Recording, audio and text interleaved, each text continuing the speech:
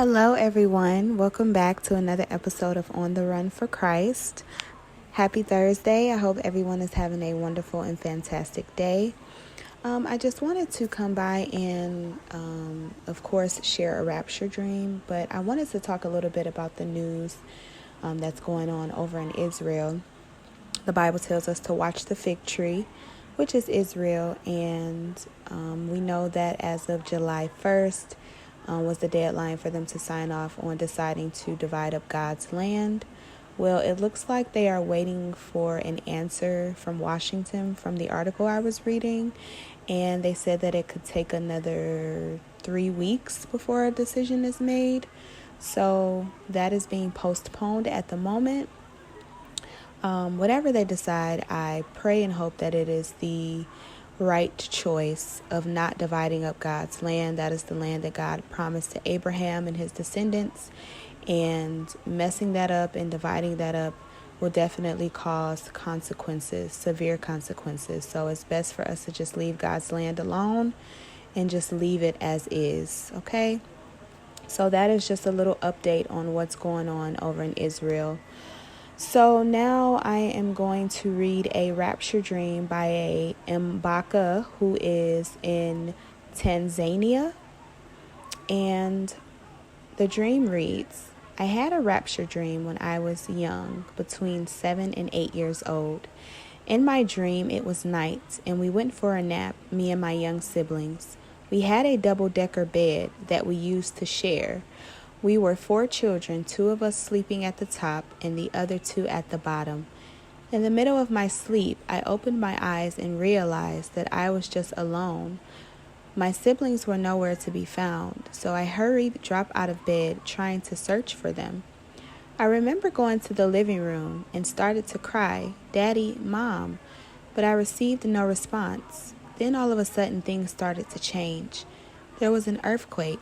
Stars and moon fell down fell down on the earth. It was full dark thunderstorms, which were very frightening.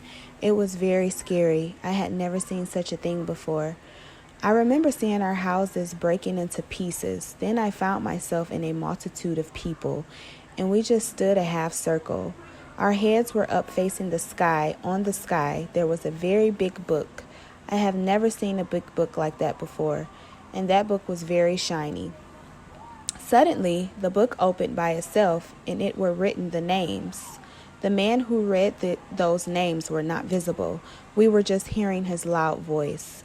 Then pages started to open from one page to the other, and when one hears his or her name, he or she was taken by a strong force to the cloud and disappeared from the crowd. I remember my beloved dad, who's now deceased, stood next to me, and we were there waiting to hear our names in the book.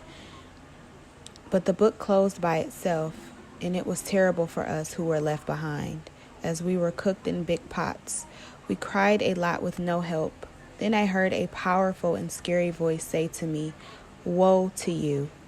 I woke up trembling with lots of fear. Wow. Thank you so much, Mboka, for sharing that dream. That is a very interesting dream. It sounds like the book you are describing in your dream is the Lamb's Book of Life.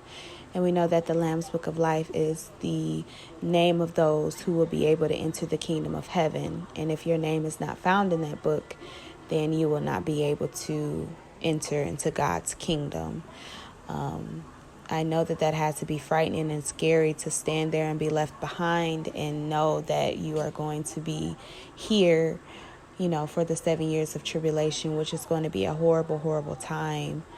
And I just can imagine, feeling like that, looking up and God shutting the clouds on me, and then I'm just here. So that we know that the 7 years of tribulation is going to be a horrible, horrible, horrible time. So it's best for us to be living every day as if Jesus is coming within the next second. Make sure we are searching ourselves daily. We are repenting of our sins daily, knowingly and unknowingly sins. But we should not, we should be living a righteous life. I pray to God every day. I ask him to create in me a clean heart, renew in me the right spirit, remove anything that is ungodly and unrighteous out of my life. I don't want anything separating me from God. I don't want him shutting the clouds on me. I don't want that door to the ark to close on me. So it's best to get it right while you have the chance. So I just wanted to come by and share that with you guys. I will be probably posting a few more videos today if the Lord hasn't, come to get me. But if I don't get to make another video, you guys know the saying. I hope to see you in the clouds. And until next time on the Run for Christ, God bless you all. I love you.